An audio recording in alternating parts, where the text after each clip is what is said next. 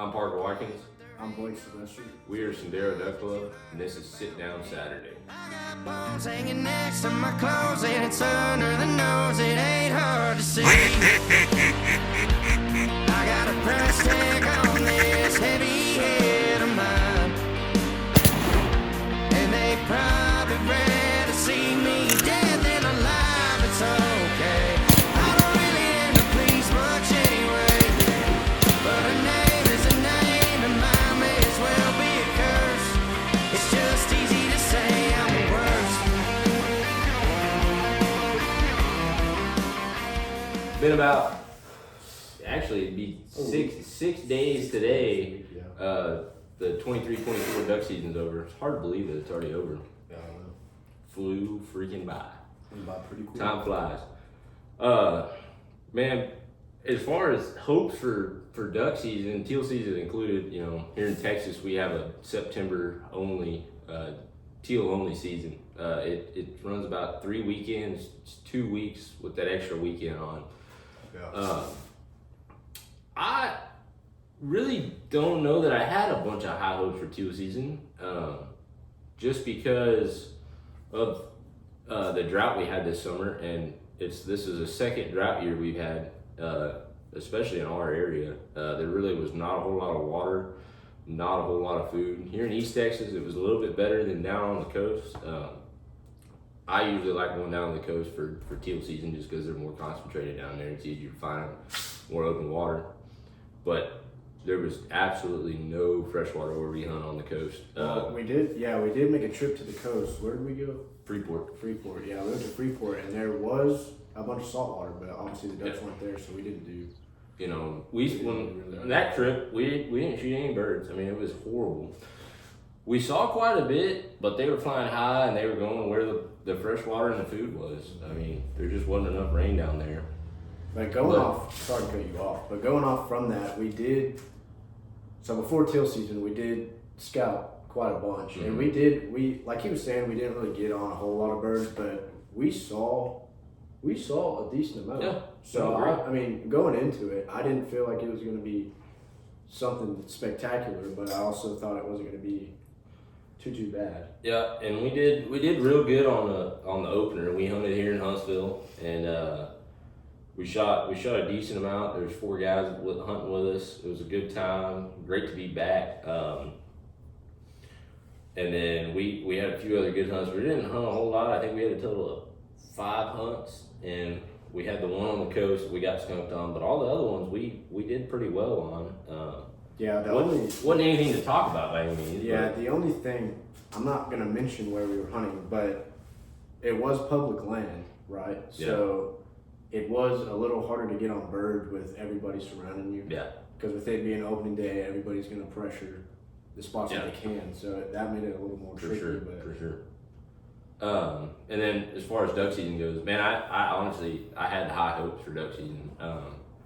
We scouted that. Well, I mean, we scouted probably because we scouted all of October leading up to duck season starting November 18th, I believe. But really scouted really heavy that week before duck season, and man, there was a lot of birds showing up in a lot of our public spots, so we were getting really excited about it. And then just back to that, kind of use that as a segue. Man, public land sometimes, and depending upon where you are, there's a ton of people you got to deal with.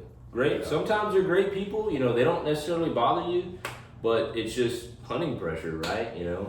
And opening morning was really tough because there was a ton of people out there, and I mean we had people stacked up about every 200 yards from us.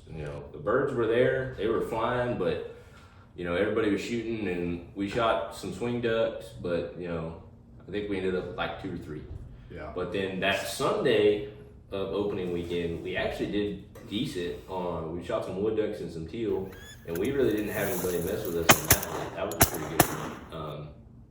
Actually, Blake got one for the wall that day. Yeah. And then just moving on, throughout November, it was still fairly dry. We really didn't have a whole lot of rain. I really don't think it had rained heavy at all. No, it didn't. It didn't. Yeah. It didn't. I mean, the water level stayed the same from teal season towards duck season, whenever it opened in November and throughout the whole month of November, it really wasn't very cold either. We haven't really gotten any cold weather. Real warm. It was in the 80s, 90s, something like that. Maybe even. At the beginning of November, yes, but throughout November, it cooled down to maybe 50s and 60s, but there wasn't, I mean, big ducks weren't coming down here. No freeze. No. Not in November. And not even anywhere close to us. I mean, the freeze line was still probably, Kansas, if not more up there than that. And we really didn't have any north winds with full moons or anything that, would push a good number of birds down. So November, we shot a lot of wood ducks and teal. Yeah. But then right there at the split was right like that week, right there, last few days of November, starting into the first few days of December. And we scouted pretty heavily during the split, just something to do, get out there, find birds. And we found a good number of birds consolidated in one area in the forest. When we scouted, there was probably, it was really cool. There was about 40 or 50 wood ducks sitting on about an acre pond. It's super cool. Well, before that, me and Parker had scouted quite a bit before that to find a spot like that, because we have a few private land spots, but we were waiting until it got colder so all the ducks could fully move in there and we could have a really good hunt there. Mm-hmm. So we were kind of beating around the bush trying to find some public land. Yeah. And we found the honey hole. Yeah, that's when we both found a pretty good spot. So we got. And that was right after the split. Yeah, that first weekend, it was right in when it opened back up on that Saturday. We hunted that spot. We call it BB hole. We shot a 2-man of wood ducks in about 10-15 minutes. That was pretty cool experience for sure. Yeah.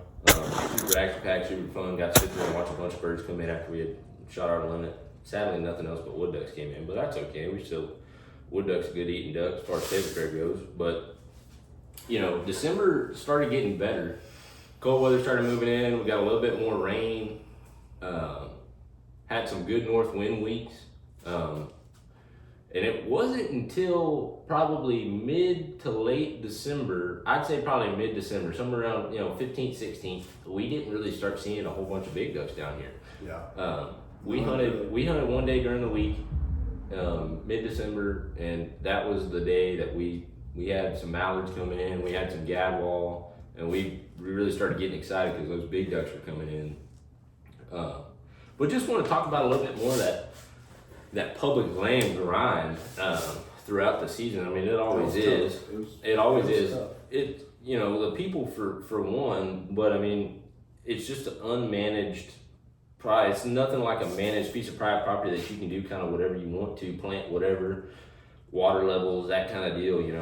It's finding where the birds want to be, and not only that, but making sure they stay there and don't get pressured. And that's impossible. That's the big thing that kind of goes in with public is, like you were saying, it's the water level, where the birds are going to be, if they're going to be there, when you're going to be there. Yeah. And then on top of that, is it getting hunted or not? Yeah, who all knows about that place? So there's all these factors that play a role in getting a pretty good hunt. I definitely think this year was a bigger struggle on that too than years past, just because the water wasn't necessarily there. So if there was water there was a good chance that there was at least some birds there, and it was probably getting hunted. Mm-hmm. So it was kind of just strategically scouting. Normally I might scout at the beginning of the week and not hunt until later in the week, or whatever. But it was scouting the day before to make sure the birds are still there. It was constant scouting all the time, and we scouted way more than we hunted this year. And we probably hunted. There's about 65 days in duck season here in Texas. We probably hunted 30 to 40 times this duck season. It was a good year. It was a good year, just a weird year, because like I said, the big ducks really didn't start showing up until December. Mid-December hit when those big ducks started showing up. We whacked them pretty good. It was okay. Definitely not the best. Some of the best hunts I've ever had. It was probably the best hunts from what we were working with, though. Oh yeah. Because the birds that we saw, we would scout. The birds that we saw, they were there, and we'd obviously get those birds. Mm-hmm.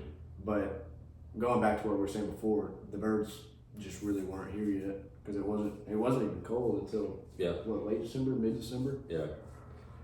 And then January came around, and we'd done some more scouting kind of there toward, after Christmas, between January. Just scouting up on some of the holes, looking at them that we hadn't been to in a while. I had a spot I'd hunted a few years ago, I hadn't been to in a while, really wanted to go look at it. It's like a pond, there's a bunch of trees around it, right? But we went to go look at it, and this pond, I'm talking, there's pads and duck potato and duckweed covered, so that was kind of shot. But looking at Onyx, which is a very useful tool, it always is. Definitely check Onyx out. We found that there was a slough back in there, just north of that pond. Went back there. There's some good open spots in the trees back in there. And that actually turned out to be a pretty good spot. We were kind of scouting it in the middle of the day though. Hunted it one day. We did pretty well out of it, and then we gave it like a 2-week break and came back. And real cool deal. We got there early, set up, kind of sat there to be quiet. We probably had an hour maybe before shooting light when we were all set up. And there's wood ducks, you could hear them everywhere. And teal, I mean, we were 100 yards from a roost, and we didn't even know it when we walked out there. Super cool. So we got to watch them all get up. A bunch of them came into the decoys, let them have it. That was a really cool hunt on public. And then after deer season ended, we got a few more private land opportunities that we had come about. So we jumped on that, and that is when we started hammering the ducks. I mean, full limits, 3, 4 man, 2 man mixed in every couple days out there. 5 man. Yeah. And we hunted 6 private land hunts in January, and we limited out every single time. I mean, it was really cool. A lot of good scouting out there, seeing, 300-400 birds on a body of water. Good people too. Yeah. It made the hunts a lot better, a lot more fun. Yeah. And then right there, mid-January, actually the 13th, which was the first Sunday after deer season, we hunted and it did real well. Shot a 3-man limit that day. But that night, we had a big freeze roll, and it got down for that whole week, it was in the 20s. Yeah. And then, so we hunted that next Sunday out there at the private land, and it was unreal. I mean, it was unreal. There's so many birds. I mean, it was hunting the thaw, the true thaw. We were getting to the point where we couldn't even load our shotgun with 3 shells because they were just pull in. So we get 1 and then we get 2 and then we go, and it was just constant. I mean, you talk about a 10-pack of ducks coming in, it's pretty cool. I mean, we'd shoot and there'd be 100 get up off the water. We'd hit our shots for sure. We were dropping ducks. We were folding them like cheap lawn chairs and everything. But I mean, there's so many birds, and we limited out, sat there and watched more come in and just hung out. Real cool. And yeah, for sure. And then that next week, we got a ton of rain. I mean, I think in 3 days we had about 12.5 inches of rain here, which was pretty crazy. I mean, it was nonstop rain. And that, honestly, so that was the last week of duck season that happened. And it made things kind of difficult because there was almost too much water, and the birds were very scattered out. Even on some of that private land, there'd be sloughs that used to not be there now, and there might be wood ducks hanging out in there, or mallards hanging out in there. Yeah. We still made it happen that last week of duck season, and during the weekend, on that weekend, and it turned out to be a hell of a duck season. In retrospect, and as a whole, there was definitely some downs and some ups for sure. Yeah, I agree. It's hard to believe it's over though. Yeah, but we can plan for this off season, see what we can do better, what we can work on, and 100% do more e-scouting because find some new places to go, new places we haven't been before. Some new birds. Another thing that Texas did weird this year was on a lot of the public land we hunt around, at least here around Huntsville. I mean, we didn't stay in Huntsville all the time. We were mainly here though. But the main tract of public land we hunt, after 12 you can't hunt. So there was no evening hunts. There was none of that out there on the public land, at least here. So that was weird. So I would like for that to change next year, but who knows? That probably won't happen. But that would definitely be cool. Yeah. Then they also, a bunch of public places that I've wanted to go for a while, they closed down. Gus England was closed, to waterfowl all year this year, and I really wanted to go there. So I would like to see that happen next year. Off season, we got some big plans for off season. Honestly, one is producing some more content for y'all, just like this, and even other videos that we already have that we haven't released yet. As well as getting ready for next duck season. That started Monday, the day after duck season. Yeah. Cleaning decoys, cleaning shotguns, All the dirty work. figuring out what we want to do different, what do we want to get new for next year. And that's probably going to be another video talking about some new items we've got. We're really excited about for next year. Reviews. Some great companies that we been talking back and forth with. And honestly, I'm ready to start doing a lot of fishing. Me too, I agree. They'll start running here in the next Few weeks.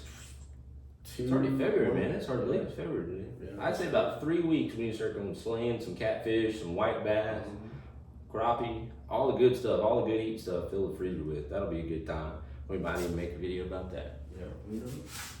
But just bigger plans.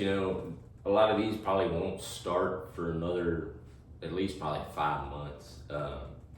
As far as one, getting in contact with landowners we already are in contact with and talking to them about some managing practices we can practice this off season, planting, maybe cutting down a few trees to open up some holes. But planting for sure is a big one, and I'm really excited. Hopefully we're gonna do that. Hopefully that'll be a later video. Like I said, probably about 5-6 months, which will just make duck next year even better. And on top of that, private land is securing more private land access.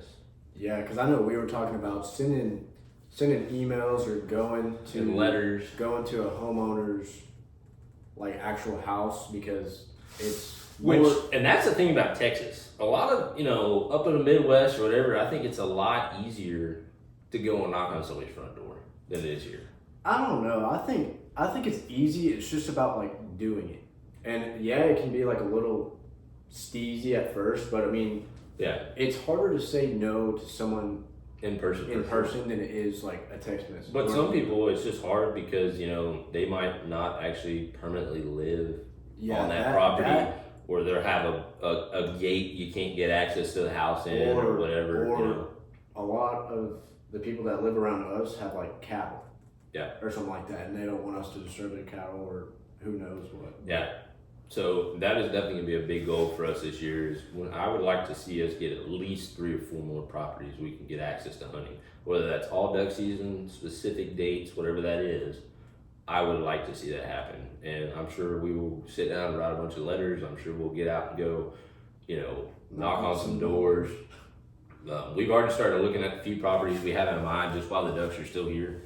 I know that's not necessarily going to be next year, but it's a lot better to know where the ducks have been now rather than in August not know what anything looks like during duck season, at all. But we're really excited about this journey we're on, and we're excited that you're here to join us. Just wanted to tell y'all thanks for watching. Make sure you like and subscribe, and also go check out we got an Instagram, a TikTok, we got a Facebook. Go check it out. That's all at Sendero DC, at Sendero DC. There we go. Thank you. We'll catch y'all on the next one.